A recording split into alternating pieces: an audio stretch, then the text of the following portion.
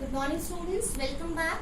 Again we are here with our previous chapter, that is freedom, and the subtopic which we have to discuss today is 4 protectors of freedom.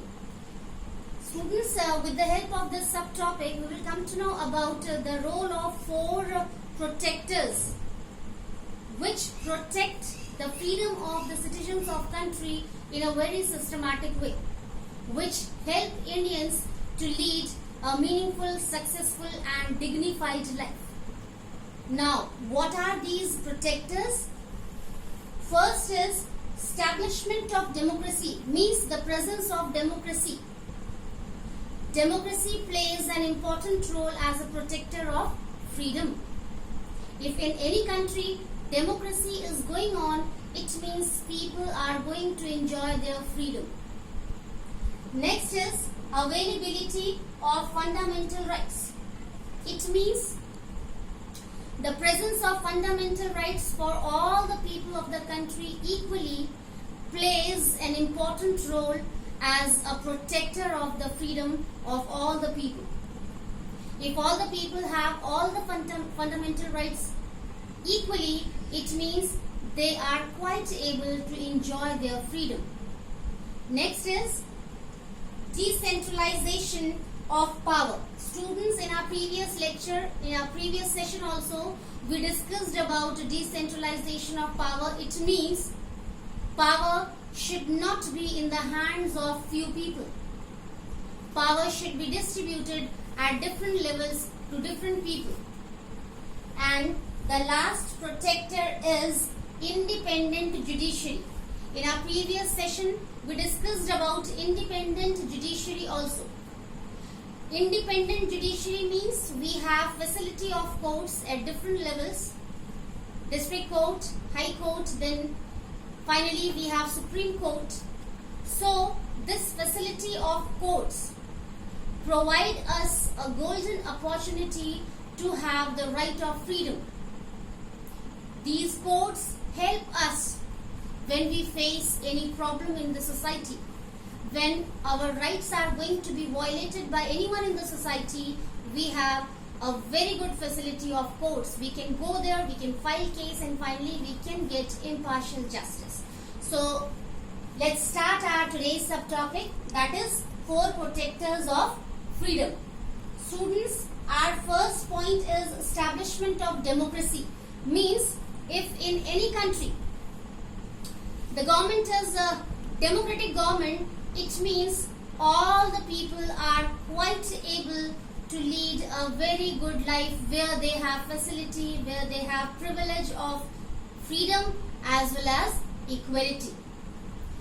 All the people are able to enjoy their all rights equally, and it can be possible under democratic form of government only.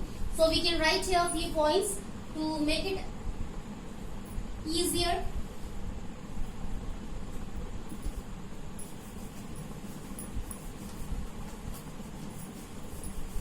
What comes under democratic government we can discuss here. For many times earlier also in our previous classes we have done about democratic form of government. Even then, today again we are going to discuss.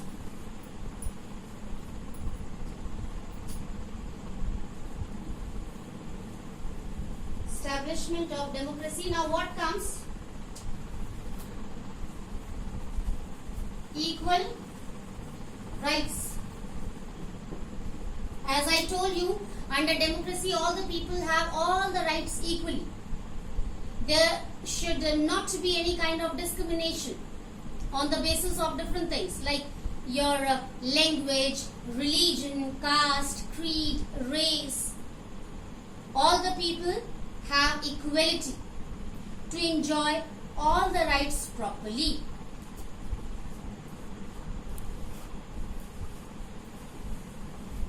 Right to vote. Really students, this is also a very important feature of democracy. All the people who are living in that country where democracy is the form of government, they have right to vote. And you know very well what do we do if we have right to vote. Really, we get a golden opportunity under right to vote. We can choose our candidates as our representatives who finally get chance, who finally get responsibility to run the country in a very proper way in the form of government at different levels. Next, free to express their views. Students, this is also a very important feature of democracy. Under democracy, all the people should have, or we can say all the people, they have right to express their views and thoughts freely in the society. If anything is going on wrong against them or against anyone in the society, they have full right to raise their voice against that activity which is totally wrong. And it can be possible under democratic form of government only. Next is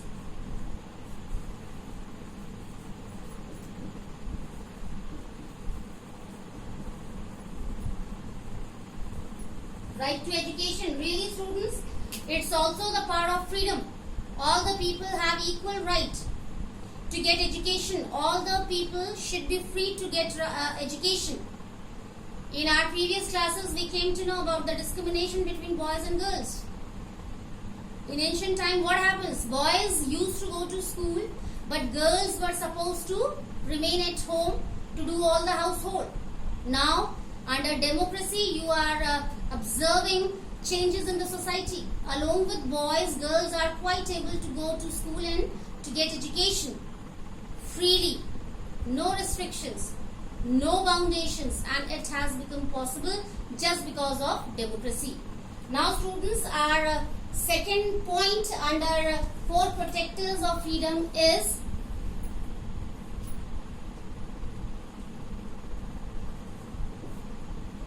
availability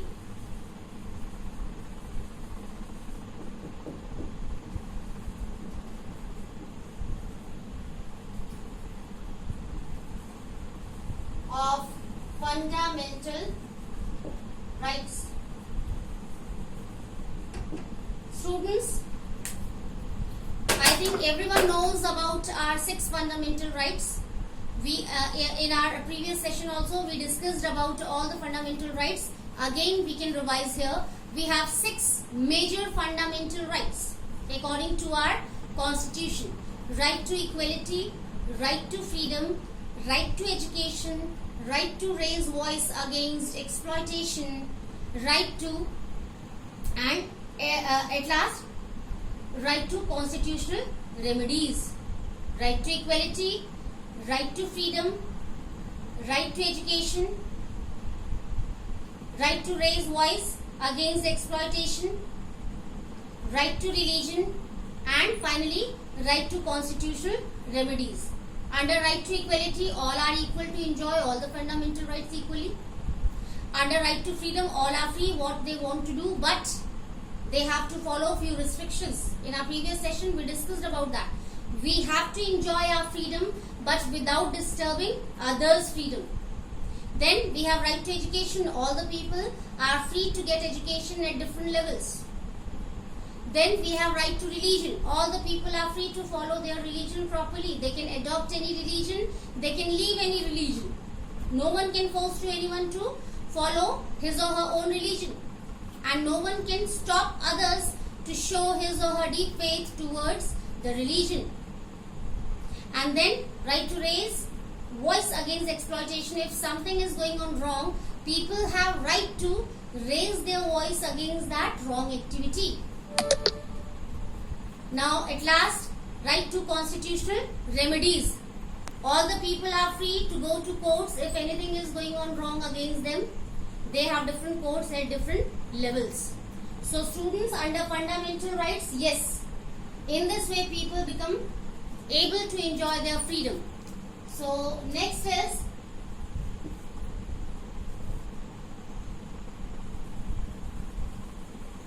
independent judiciary. Students, it's very important for any country that the organization, the institution named judiciary should be free from any kind of pressure. Judiciary means the institution which has responsibility to provide impartial justice, and an institution can be able to provide impartial justice in only one condition, when there is no pressure. So it's very necessary for the protection of freedom that the judiciary means different courts should be free from different pressures, so that excuse me, these courts can be free to provide impartial justice to common people. And at last,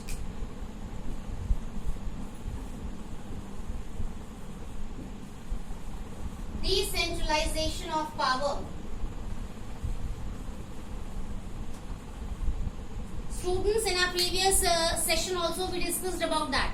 Really, our country India, as a democratic country, follows properly the process of decentralization. It means power is not in few hands. In our country we have different levels of government: central, state, and then local government. All these governments have their own responsibilities, have their own rights, own limitations of power. This is called decentralization of power. States work at their own level. Under central government, the people, as the part of government who have responsibility to take care of the whole country, they perform their function nicely.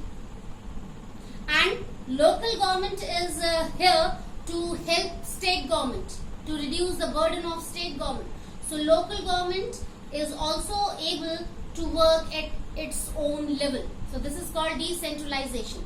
So students, in today's session we discussed about 4 protectors of freedom: democracy, fundamental rights, decentralization of power, and finally independent judiciary. Now students, today we have completed the whole chapter. In our new session we will meet again with our new chapter with new subtopics. Till then, take care. Have a nice day.